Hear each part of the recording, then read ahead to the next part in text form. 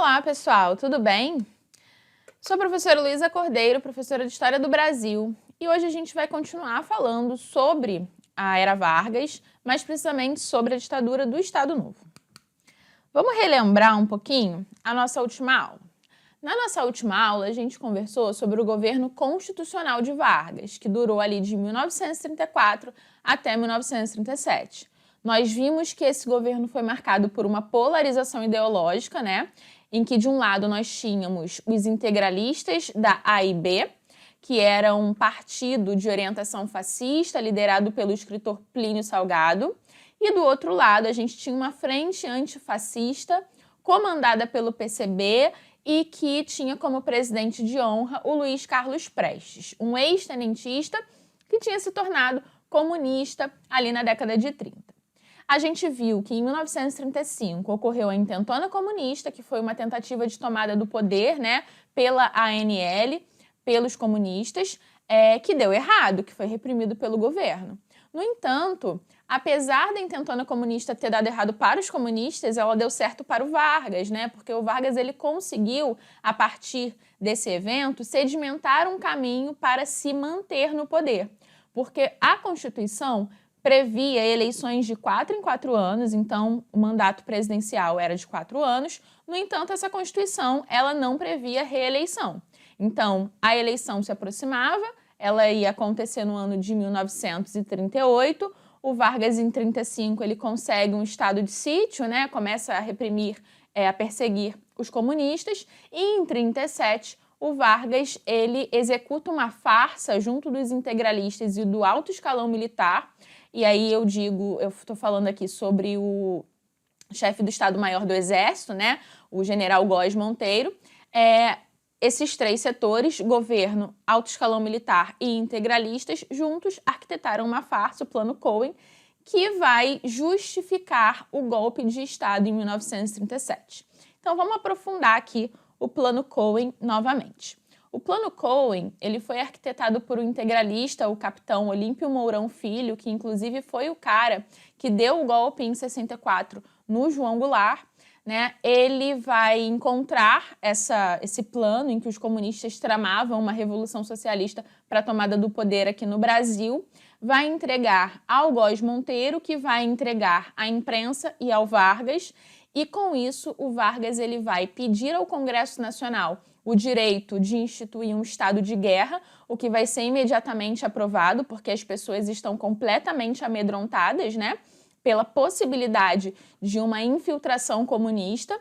Então, sendo assim, o Vargas ele será apoiado pelos setores parlamentares, ele vai conseguir instituir esse estado de guerra e, a partir daí, ele começa a fechar, né, a democracia brasileira e a criar o caminho para uma ditadura que ele vai chamar de ditadura do Estado Novo. Na verdade, deveria se chamar ditadura do Estado Nacional, mas por uma influência da ditadura salazarista em Portugal, passamos a chamar esse novo governo de governo do Estado Novo, certo? Então, o Plano Cohen, pessoal, tratou-se de uma ameaça comunista, que justificou o fechamento da democracia e todo mundo aprovou, não só os parlamentares, como eu falei, né? O próprio povo, o povo cotidianamente, em rádio, na TV, nos jornais, eles eram assombrados com a possibilidade de uma infiltração comunista. Então, todos acabaram apoiando Vargas quando ele fechou o Congresso Nacional e outorgou uma nova Carta Constitucional. Então, a partir de 1937, com a outorga da Constituição de 1937, que tinha o apelido de Polaca. E por que Polaca? Porque ela era uma Constituição bem, aliás, nada democrática, né? E ela era muito parecida com a Constituição da Polônia, que vivia um regime fascista naquele momento. Então, era uma forma pejorativa de chamar essa Constituição. Essa Constituição ela foi outorgada, ela foi imposta. Ela foi escrita por um único homem, o Francisco Campos, que viria a ser ministro da Justiça de Vargas, inclusive. Essa Constituição vai centralizar a política no Executivo Federal. Então, o Legislativo vai ser completamente dominado pelo Executivo Federal, vai estabelecer a censura aos meios de comunicação, vai revogar a autonomia dos estados e sobre a revogação da autonomia dos estados, aqui eu gostaria de falar sobre a real intenção de Vargas com o golpe de 37 e a instalação do Estado Novo, né? Ele utiliza a ameaça comunista como justificativa, mas o Vargas, na verdade, ele queria reduzir o regionalismo e o poder das oligarquias estaduais. Oligarquias estaduais essas que foram alijadas do poder lá na Revolução de 30. Então, o Vargas ele tinha muito receio de que essas oligarquias estaduais elas pudessem, né, acabar tomando o poder. E para evitar esses regionalismos, para evitar esse extremo poder desses estados do Brasil, ele reduz a autonomia desses estados. Inclusive, pessoal, tem até em 37 mesmo, no ano do golpe, ele faz uma cerimônia, a cerimônia das bandeiras, em que ele queima todas as bandeiras dos estados diante da bandeira nacional que vai estar hasteada. Né? Ou seja, ele tem um projeto nacional, ele visa um projeto nacional, ele visa reduzir os localismos, os regionalismos. Ele vai também proibir greve e vai acabar com a autonomia sindical. Na década de 40, vai ser criado o imposto sindical. Esse imposto sindical era a dedução de um dia de trabalho no ano de todo trabalhador com carteira assinada. E esse dinheiro, esse valor desse dia de trabalho era encaminhado para o Ministério do Trabalho e o Ministério do Trabalho fazia o repasse aos sindicatos. Claro, aos sindicatos ligados e controlados, aparelhados pelo Estado Novo, pelo governo de Vargas. Então, os sindicatos, eles param de ter autonomia, de ter liberdade, viram sindicatos controlados pelo Estado. Lembrando que o Vargas, ele não instituiu uma ditadura fascista, que isso fique muito claro, tá? A gente não pode dizer que Vargas foi líder de um regime fascista brasileiro. No entanto, sim, a ditadura do Estado Novo, ela se espelhava nas ditaduras fascistas, sobretudo de Mussolini na Itália. Então, havia, sim, uma influência. Muitos homens do governo, como o líder da polícia secreta, o Filinto Miller, ele era abertamente fascista, e dentre outros militares, como o próprio... nem sempre, na verdade, né? O Góes Monteiro e o Eurico Gaspar Dutra, que era ministro da Guerra de Vargas, eles vão, ora, para um lado mais democrático, enviesado aos Estados Unidos, e ora para um lado mais fascista, a depender do momento. E o próprio Vargas também. Né? O Vargas, se você me perguntar qual que é a ideologia do Vargas, o Vargas é fascista, o Vargas ele é de esquerda. Bom, vão ter momentos que o Vargas ele vai se encaminhar mais ao fascismo, outra aos Estados Unidos, outra ele vai se aliar inclusive aos comunistas aqui no Brasil, já para o final do seu governo, em 1945. Então, o que a gente pode dizer sobre Vargas é que ele era pragmático. O Vargas ele tem um objetivo muito claro, que é a industrialização do Brasil, né? E para incentivar, para garantir essa industrialização, ele vai flertar com diversas ideologias ao longo do seu período de governo, certo? Mas voltando à questão aqui do sindicato aparelhado por Vargas. O Vargas, dentro dessa de se inspirar no regime fascista, ele se inspira também em instalar um sindicalismo corporativista que visa reduzir a luta de classe. Não é do intuito de Vargas fomentar a luta de classe, pelo contrário. O Vargas ele se torna um mediador da relação entre capital e trabalho, entre os patrões e os empregados. A luta de classe, ela na visão corporativista de Estado, né, e do Vargas e da ideologia fascista, a luta de classes ela dificulta o desenvolvimento econômico. E não é isso que o Vargas quer. O Vargas ele quer desenvolver a indústria brasileira, sobretudo a indústria de base, a indústria pesada. Bom, e aí sobre isso, pessoal, vamos falar aqui do trabalhismo. Trabalhismo talvez seja a real ideologia de Vargas, né? E o trabalhismo ele se apresenta num momento ali da década de 40 em que o Vargas ele começa a sentir uma crise interna, ele começa a premeditar, talvez, né, um questionamento ao regime ditatorial. Lembrando que, vamos voltar aqui, essa Constituição, a Constituição de 37, ela foi outorgada, mas em seu texto dizia que a Constituição ela deveria ser aprovada através de um plebiscito em, no máximo, aliás, até no máximo 1943. Então, o povo tinha que aprovar essa Constituição até 1943, e não foi o que ocorreu. E a partir de 43, e o Brasil já está envolvido na Segunda Guerra Mundial, é um tema que eu vou abordar mais na frente, o Brasil já está ao lado dos Estados Unidos, né, contraditoriamente, porque, bom, ele vai lutar contra os regimes fascistas europeus, sendo um ditador alinhado ao fascismo aqui no Brasil, né? Contraditório. Bom, mas enfim, essa contradição ela se mostra em 1943, junto de um momento em que ele começa a ser questionado porque ele até hoje não convocou, né, um plebiscito para que a população aprovasse ou não aprovasse a Constituição de 37. Então o Vargas ele começa a criar uma estratégia ali para permanecer no poder, apesar dos questionamentos que viriam sobre o seu governo. E essa estratégia foi o trabalhismo. O trabalhismo, pessoal, é uma ideologia que visa a proteção ao trabalhador e visa o incentivo ao trabalho.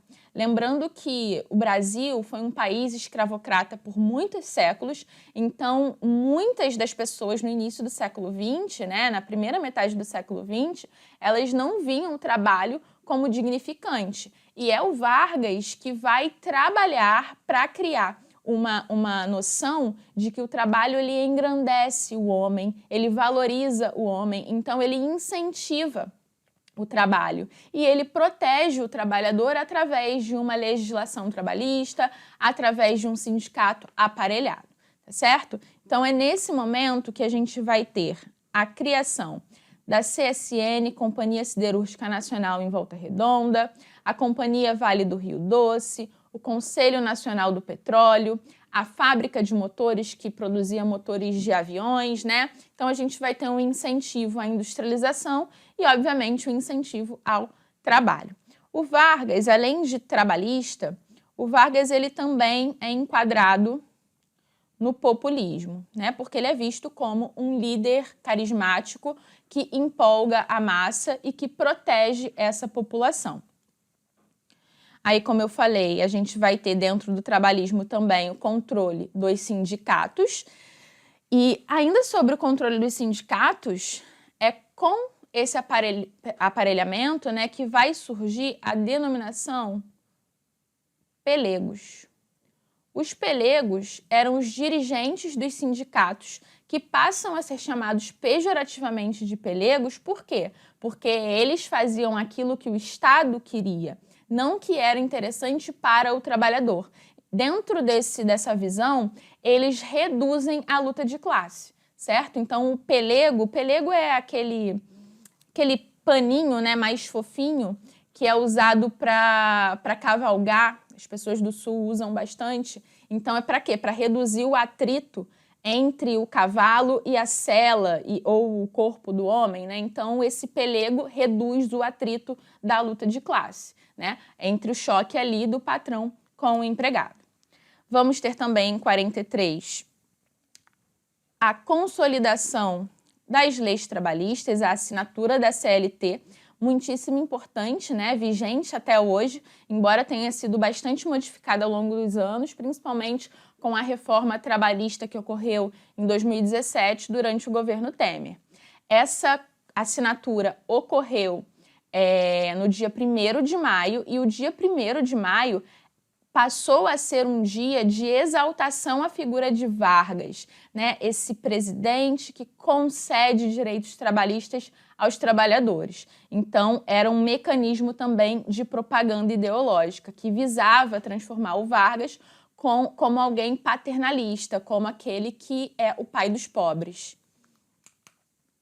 E aqui nós temos o discurso de Vargas, né, nesse dia 1º de maio de 1943, que diz: "O trabalhador brasileiro nunca me decepcionou. Diligente, apto a aprender e a executar com enorme facilidade, sabe ser também bom patriota. A essas disposições, o governo responde com uma política trabalhista, que não divide quando ele fala isso aqui é porque ele é contra a luta de classes. A luta de classe divide patrão e empregado, né? Não discrimina, mas ao contrário, congrega a todos, conciliando interesses no plano superior do engrandecimento nacional. Esse é o objetivo de Vargas, o engrandecimento nacional. E para que não haja nenhum obstáculo para esse engrandecimento, é importante não dividir. É importante que não haja luta de classes, é importante conciliar interesses. Continuando, à medida que impulsionamos as forças da produção para favorecer o progresso geral e unificar economicamente o país, organizamos o trabalho. Disciplinamo-lo sem compressões inúteis, afastando a luta de classes, e aqui ele deixa bem claro, né? E estabelecendo as verdadeiras bases da justiça social. Então, discurso aí do Vargas no 1º de maio de 43. Bom, sobre a administração pública, o Vargas ele vai criar no Estado Novo o DASP, que é o Departamento Administrativo do Servidor Público. É uma centralização administrativa que visa o aumento da eficiência da administração pública, né? Quer diminuir, aqui ó, diminuir a ineficiência do serviço público. E para isso é importante racionalizar esse serviço público. É importante que os funcionários públicos, eles sejam técnicos, eles sejam preparados para executar, né, essas funções.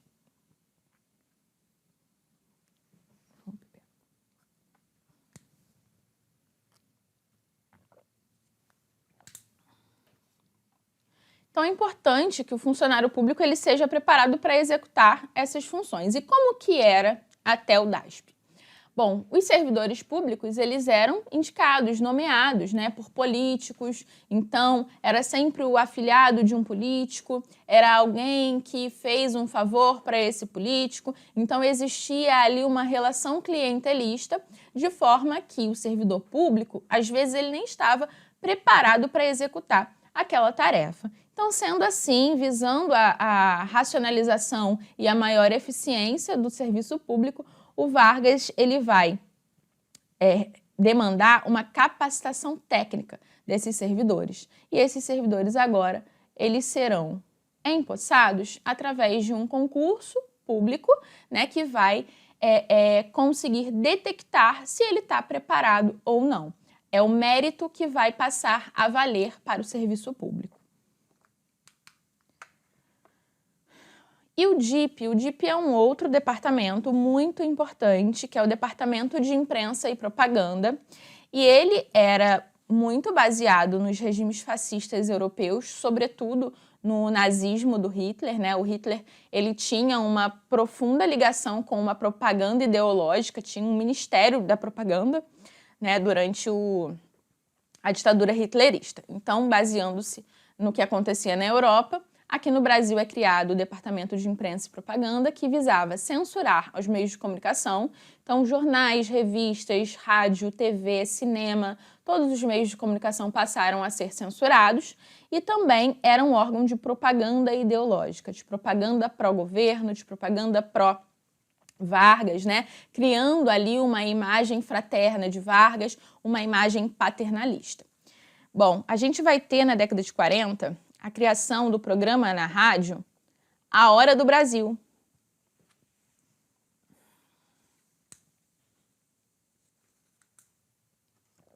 E esse programa é de 1942 a 1944, toda semana um ministro do Trabalho de Vargas vai até esse programa para falar sobre a legislação trabalhista, para engrandecer Vargas, né, para solidificar a sua imagem de alguém, de um líder carismático que concede, que faz concessões a essa população trabalhadora, né? E o apelo aos trabalhadores vai ser muito grande. O Vargas ele tinha um bordão que quando ele ia se referir ao povo, ele falava trabalhadores do Brasil, né? Bordão esse que vai ser usado pelos seus ministros ao longo aí da era Vargas, né? Porque ele não está falando com o povo brasileiro.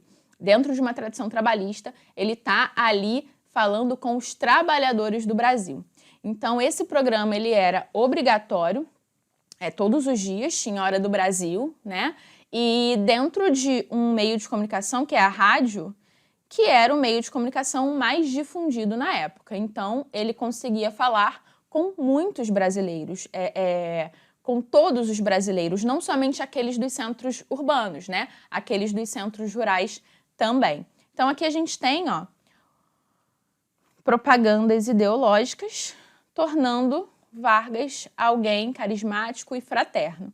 E aqui um cartaz do 1º de maio, e vamos ler aqui: concentração trabalhista na esplanada do Castelo, em homenagem ao benemérito presidente Vargas. Então, no 1º de maio, o homenageado não é o trabalhador, né? O homenageado é o Getúlio Vargas, é o pai dos pobres.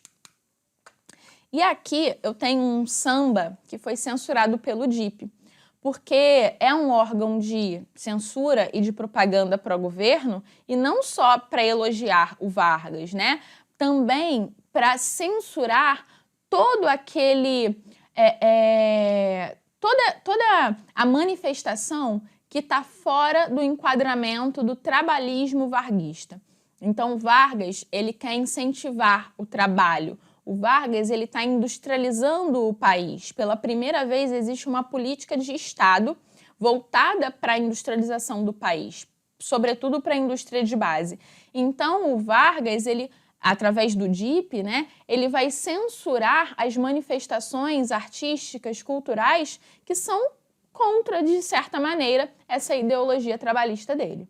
E aqui a gente tem a música O Bonde de São Januário, onde a letra original fala o seguinte: o bonde de São Januário leva mais um sócio otário. Só eu não vou trabalhar. São Januário, um bairro operário, né?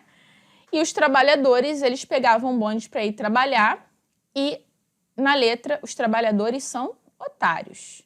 E o autor ainda bate no peito e diz: só eu não vou trabalhar. Então, é um samba que exalta a boemia, a vagabundagem, a malandragem, né? E esse samba, ele foi censurado. E aí, a gente tem uma transformação aqui, mudança da água para o vinho, e a versão oficial que saiu nas rádios foi a seguinte: quem trabalha é quem tem razão.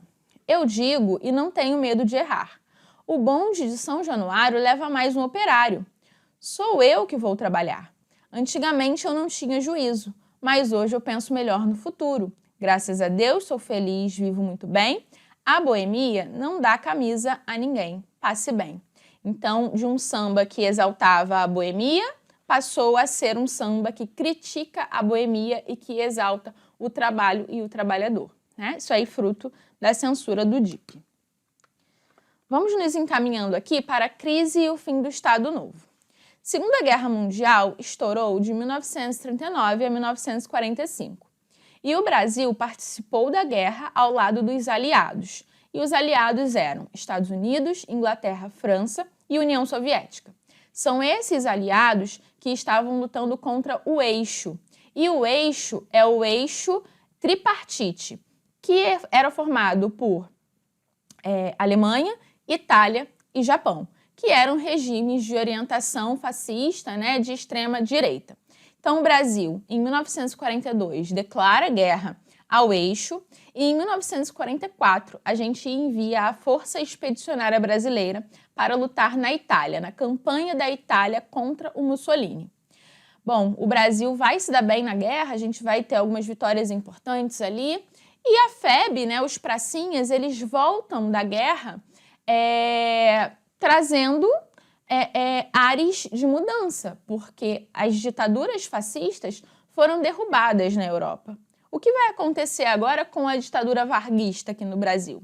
Então, é um momento em que já existe uma crítica contundente a esse regime. Em 1943, a gente vai ter o Manifesto dos Mineiros, de intelectuais mineiros, né, que pedia a democratização, então é um manifesto de tendência liberal. A gente vai ter também escritores consagrados, Jorge Amado, Sérgio Buarque de Holanda, escrevendo uma declaração dos escritores também pedindo a redemocratização, e inclusive militares que até então apoiavam o Vargas passam a questionar esse regime. Então, com isso, em 1945, quando os pracinhas voltam, né, da Segunda Guerra Mundial, o Vargas, a partir dessa crítica e desse questionamento, ele começa um processo de redemocratização. Ele permite a pluripartidarização, então aqui o retorno do pluripartidarismo dos partidos políticos, porque sim, lá em 1937, com a outorga da Constituição da Polaca, ele extinguiu todos os partidos políticos, dentro daquela proposta de evitar regionalismos, né? Porque os partidos políticos daquela época eram partidos estaduais. Poucos eram partidos que tinham superado os entraves estaduais, regionais, e tinham uma proposta nacional, um projeto de desenvolvimento nacional. E aí eu posso dizer a AIB e a ANL, né? Eram dois partidos que também foram extintos e eram dois partidos que, diferente de outros, tinham uma proposta nacional de desenvolvimento, tá? E aí, sobre isso, inclusive, vou aproveitar o gancho. Lembra que eu falei que os integralistas compactuaram com o Plano Cohen? Inclusive, o Vargas, ele tinha prometido o Ministério da Educação e da Saúde para o Plínio Salgado, né? E o que não aconteceu. E, além disso, o que deixou o Plínio Salgado bastante surpreso foi a ilegalidade do seu partido, porque quando ele extinguiu todos os partidos, ele extinguiu, inclusive a AIB, o partido daqueles que o apoiaram no golpe de 1937. Então, isso gerou um descontentamento dos integralistas e desse descontentamento a gente vai ter uma tentativa de tomada do poder, dessa vez pelos integralistas. No ano de 1938, a gente vai ter aquilo que ficou conhecido como intentona integralista, certo? Em que os integralistas tentaram tomar o Palácio do Catete e foram reprimidos, né, pelo Estado brasileiro. Mas existiu, assim como existiu a intentona comunista, em 1935, em 1938 tivemos a integralista. Mas continuando aqui a nossa conversa sobre a crise e o fim do Estado Novo. Então, em 1945, ele começa um processo de redemocratização, pluripartidarização, retornam os partidos, ele marca eleições para dezembro daquele ano, né? Só que o Vargas ele vai também tentar manter-se no poder, quando, por exemplo, ele insufla o queremismo. O queremismo foi um movimento de massa estimulado pelo Vargas, estimulado pelo PTB, partido que ele tinha acabado de criar, que era o Partido Trabalhista Brasileiro, e estimulado também pelos comunistas. Porque o Vargas, dentro dessa redemocratização, ele também vai anistiar os presos políticos.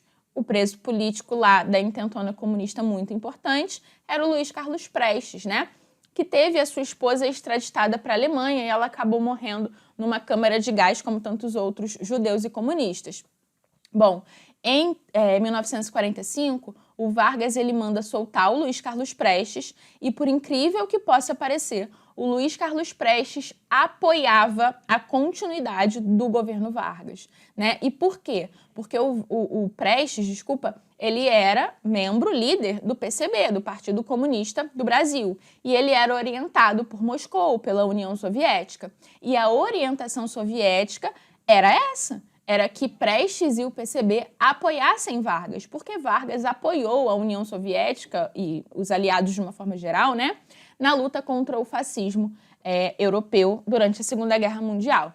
Então, esse movimento vai ser estimulado por essas autoridades, né, mas também será um movimento da própria população que via realmente o Vargas com ares paternais. Então, essa população vai começar um movimento, várias manifestações, em que eles querem Vargas no poder. E daqui a pouco, eles não querem só Vargas no poder, daqui a pouco eles também vão começar a reivindicar constituinte com Vargas, porque, inicialmente, ocorreriam novas eleições e somente depois que ocorreria uma nova Assembleia Nacional Constituinte para elaborar uma nova Carta Constitucional.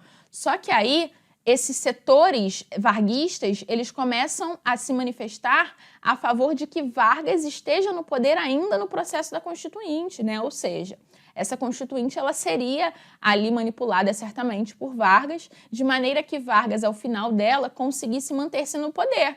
Talvez através, inclusive, de um governo democrático, mas com apoio da população. Porque sendo o Vargas o pai dos pobres, né, que eu já falei aqui umas 3 vezes nessa aula, ele teria o apoio da população, ele teria o voto da população.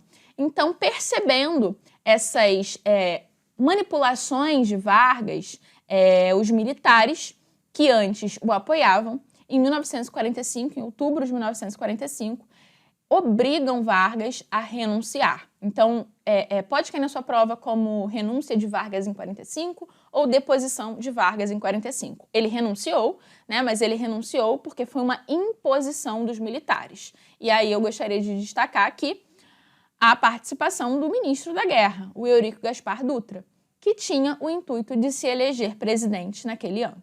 Então, assim, acabou a era Vargas, mas o Vargas ele ainda volta ao poder, num outro momento, mas ele ainda retorna, certo? Pessoal, essa foi a nossa aula sobre a ditadura do Estado Novo. Eu espero que vocês tenham gostado, compreendido, e eu encontro vocês na nossa próxima aula. Tchau, tchau!